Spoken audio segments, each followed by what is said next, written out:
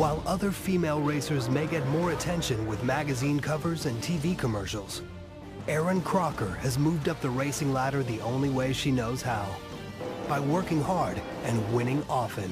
Did a little bit more than that. Okay, now that we got that low-hanging joke out of the way, let's get on to the video. Erin Crocker's career in NASCAR was pretty interesting to say the least. On one hand, you have this highly successful dirt track racer who couldn't make the transition over to asphalt. Then on the other hand, you have all this stuff going on behind the scenes that would not only affect her personal life and her professional career, but would also affect the career of another driver. So let's get into it. Crocker would begin her racing career at just the age of 7, driving in quarter midgets. She would race those for a few years until 1997 when she made the switch to mini sprints. Immediately her potential showed. She would become the youngest driver and the first female to take the checkered flag at her local short track. Despite all this early success, she would unfortunately face tragedy early on. Just as Erin's racing career was about to take off, her father, William Crocker, was diagnosed with cancer. It wasn't long before her shining light and racing mentor passed away and left Erin at a crossroads. Dad was a very driving force in the racing. Erin became her own driving force on her own and did a lot of things on her own. I think that's what gave her a big advantage. I'm sure she carries his thoughts, his push to racing with her. Despite her loss, she would continue racing and would eventually catch the eye of veteran dirt racer Mike Woodring. She would sign with Woodring Racing in 2002. She would also receive sponsorship from her prestigious engineering school, Rensselaer Polytechnic Institute. In her first season, she would win 5 feature races as well as 12 heat events. She would also earn the National Sprint Car Hall of Fame Outstanding Newcomer Award. However, what she was able to do the very next season would put the entire racing world on notice. The biggest race for the World of Outlaw Series is held in Knoxville, Iowa. It's called the Knoxville Nationals, a race which attracts the best sprint car drivers from around the world.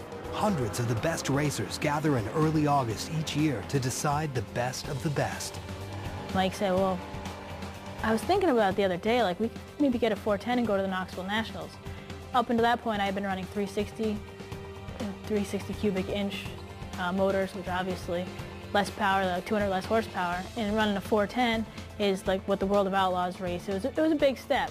And I had been running really well in the sprint car at the time, so I was really confident about the sprint car, so it's like, you know what, let's just go do it. It'll be so much bigger if I could go out there and make an impression in the Knoxville Nationals than if I go to this Silver Crown race and maybe qualify for the race. And our first attempt there, Erin's second time ever in a 410, the bigger engine sprint car, she made the final field from, I think it was 170 entries. She made the final 24 that night, and that kind of changed her world. And then I remember going back to the hotel that night, and I was like totally wound up. The crew guys that night, they thought I was crazy. I was jumping on the bed like, I qualified for the event, like a 2-year-old, but it was big. The week she qualified for the Knoxville Nationals was the big turning point. Was the week that we set up and said, well, this is amazing. The Knoxville Nationals is the Super Bowl of sprint car racing. Finishing 22nd was not what Erin anticipated, but just making the race is a major accomplishment. However, it is just one race. Critics wondered whether Erin could stay competitive for a full season of big league sprint car racing. Just making that race was a huge accomplishment on its own, but in 2004, she would make history again. She did do something big. In 2004, Crocker became the first woman to win a race in the Rough and Tough World of Outlaw Series. With the big win came earned respect from fellow drivers and newfound confidence. And she ran really good. The first half of the year ran really good. She got out there and she hung right in there and won it. And I was one right behind her trying to chase her and pass her myself, and I've been doing it for quite some time, and she did a great job. This was a huge deal. Right after that win, all the hype surrounding Erin Crocker began amongst fans. Ray Evernham took notice and would sign her to drive for his team in 2005. In her debut for Ray Evernham Motorsports in the ARCA Remax Series, she would score the pole at Nashville and would lead the first 28 laps while finishing 12th. In 6 ARCA Series starts that season, her stats are this: 0 wins, 4 top 5s, 5 top 10s, and an average finish of 5.2. With all of this success and hype, she would begin her Busch Series career making a few starts for Ray Evernham, and she would also make a few starts for Bobby Hamilton Racing. Well, unfortunately, those were a different story. She was 31st quickest in practice earlier, but what a year she's already had in those 5 ARCA races. 3 top 5 finishes, 4 top 10s, and 2 poles. Whoa, that's what we're talking about. Easy. Trouble for Erin Crocker, but she will race. She is in by virtue of the car owner points on that number 6. Already happened. Let's see what happened to Jason had nowhere to go. Nope. And Kenny Walsh tried to squeeze through on the outside. Yeah. And couldn't quite make it. And Erin Crocker going by the car, trying to go by the 72 car. Oh, there she goes.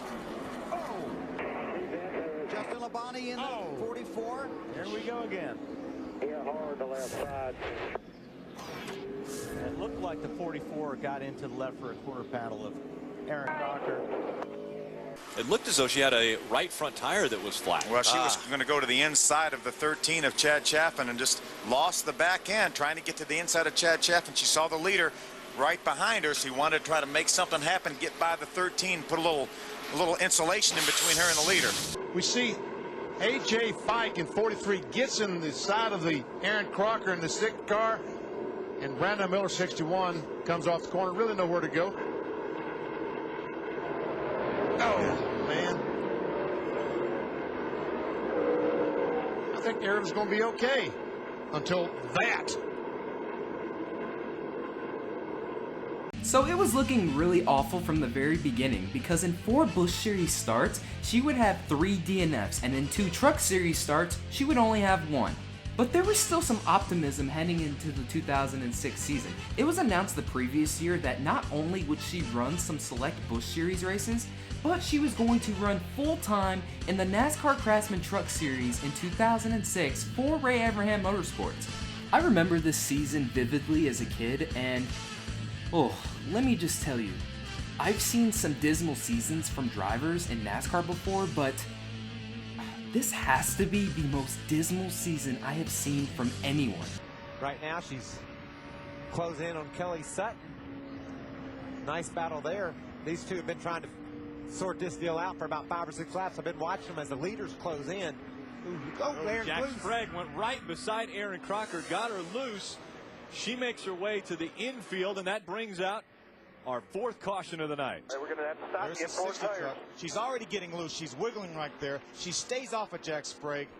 She almost saves this thing. Watch her. When it gets back straight, she lets off the brakes, but then the momentum brings it on around. So another caution coming out at Martinsville. This is the 7th caution of the day, coming out on lap 112. It's Erin Crocker getting spun around in turn number 2. Trouble, Matt. Big wreck on the backstretch. Coming off of turn 2, multi-car accident on lap 97.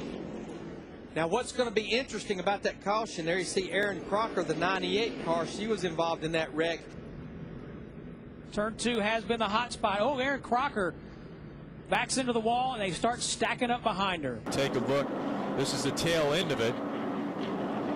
Craig Kinzer got a piece of that with the 46 Centrex Chevrolet. Tough break for Erin. Trying to gain experience here. She was doing a good job. Here we see it. There's Brendan on the inside. Looks like Brendan didn't quite drive down to the bottom of the racetrack, and Erin thought he was going to take the normal groove down to the bottom. They made a little contact entering the corner. Again, that's a very vulnerable spot right there. You enter that corner so hard, on the brakes so hard. She slid up into the outside wall. She's underneath the 08 truck. Oh, yeah. That's sideways right listen, there. Michael, that's a great save, buddy. Wow. You got to admit, that was incredible. Add a little break. Well, Erin Crocker is on pit road, and she has had a pretty difficult day. She said she hit right here with the right front very, very hard, but that's not the first time she hit with the right front today. In fact, Jason Keller actually warmed up that truck and gave her a feel for it, set up that truck a little bit earlier today, but trouble for Erin Crocker as she continues to adjust to these short tracks in that heavy race car. Let's watch Erin Crocker. She's going to be on the inside of the 21, Bobby. She committed to the bottom of the racetrack. Bobby came down.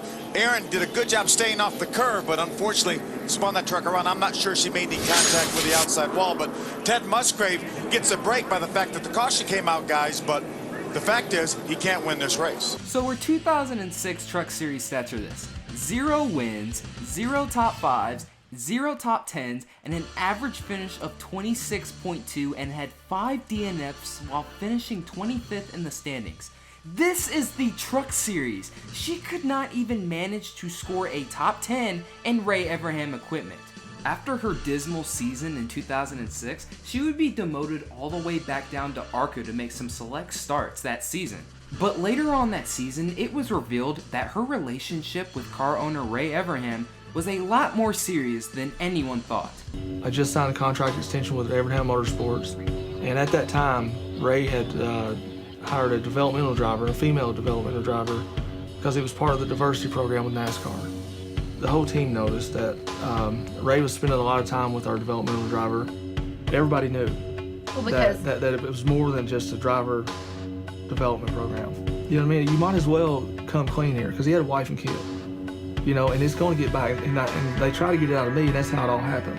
The media was just getting closer and closer and closer to figuring it out. They were asking us about it, and I said, I don't know, you know, I don't know, I don't want to get in the middle of it, I don't know, for like 2 months. So I just said, I don't know, I haven't talked to Ray. Next morning, I get up, and it's on the front page of the Chicago paper. It says Mayfield says Evernham's an absentee car owner. And I knew right then that would be the last time I ever sat in a 19 car. I could have just played the game. And I look back, this is my fault. My fault. Jeremy Mayfield pretty much spilled the beans about Erin Crocker and Ray Evernham, and as a result, he was let go from his ride. He asserted that the 19 team's lack of on-track success was due in large part to Evernham's attention being focused on his personal relationship with Erin Crocker.